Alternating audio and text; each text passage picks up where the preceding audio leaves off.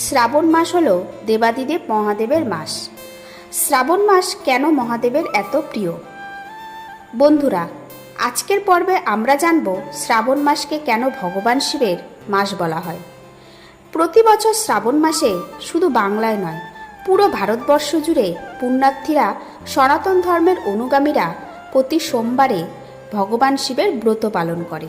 শ্রাবণ মাসের এই ব্রত সারা মাস ধরে চলে, আর তার সঙ্গে চলে নানা রকমের ধর্মীয় রীতিনীতি। মন্দিরগুলোতে ছাড়াও বাড়িগুলোতেও এই ব্রত পালন করা হয়। ওম নমঃ শিবায়, হর হর মহাদেব এই মন্ত্রগুলি উচ্চারণ করে তারকেশ্বর ও ভারতবর্ষের বিভিন্ন প্রান্তে ভক্তরা জল ঢালে। মনে করা হয় যে শ্রাবণ মাস দেবাদিদেব মহাদেবের অত্যন্ত প্রিয় মাস, তাই মহাদেবকে সন্তুষ্ট করতে ভক্তরা কোনো রকম ত্রুটি রাখে না। উপোস করে শিবের মাথায় জল এবং দুধ ঢালে। এই মাসে উপোস করে ভক্তি মনে যদি মহাদেবকে ডাকা যায়, তাহলে তিনি তুষ্ট হয়ে মনোবাঞ্ছনা পূরণ করেন, এমনটাই বিশ্বাস ভক্তদের। পুরাণ মতে এই শ্রাবণ মাসেই ঘটেছিল সমুদ্র মন্থন, আর সেই সময় মহাদেব হলাহল বিষ পান করেছিলেন। সেই বিষের তেজ এতটাই তীব্র ছিল যে তার সারা শরীর নীলবর্ণ ধারণ করেছিল। তাই তো মহাদেবকে নীলকণ্ঠও বলা হয়। নীলকণ্ঠ শিবের আরেক নাম।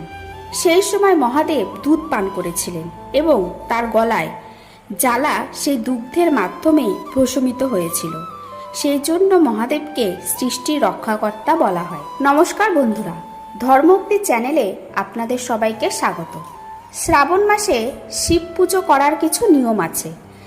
যেমন শ্রাবণ মাসে উপোস করে ভগবান শিবের পূজা করা উচিত। উপোস না করতে পারলেও এই দিন নিরামিষ খাওয়া উচিত। ভক্তি মনে মহাদেবকে ফুল বেলপাতা অর্পণ করে আরতি করতে হয়।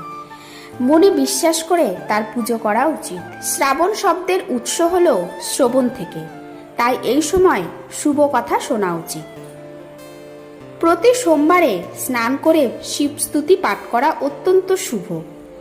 যারা রুদ্রাক্ষ ধারণ করতে চায়, শ্রাবণ মাস তাদের জন্য উপযুক্ত সময়। এই মাসে ভক্তদের বিশ্বাস, প্রতি সোমবার শিবের আরাধনার ফলে সমস্ত অশুভ শক্তি দূর হয়ে যায়। শ্রাবণ মাসের প্রতি সোমবার মহাদেবের মহামৃত্যুঞ্জয় মন্ত্র উচ্চারণ করলে মনে শান্তি আসে এবং যে কোনো অশুভ শক্তি থেকে বিপদমুক্ত হওয়া যায়। ধুত্রা, আকুন্দ, অপরাজিতা, বেলপাতা এবং কোলকে শিব পুজোর জন্য মুখ্য বলে জানা হয়। শ্রাবণ মাসে স্বামীর মঙ্গল কামনায় উপোস থাকেন মহিলারা। শুধু বিবাহিতরা নয়, অবিবাহিত মহিলা আর পুরুষেরাও মনে ভক্তি নিয়ে মহাদেবের পূজা করেন। শ্রাবণ মাসে শিবের পূজা যারা করেন, তাদের সংসার সুখ সমৃদ্ধিতে ভরে যায়। তো বন্ধুরা, আপনারা যদি কেউ চ্যানেলটিতে নতুন হয়ে থাকেন, তাহলে চ্যানেলটি সাবস্ক্রাইব করে পাশে থাকুন।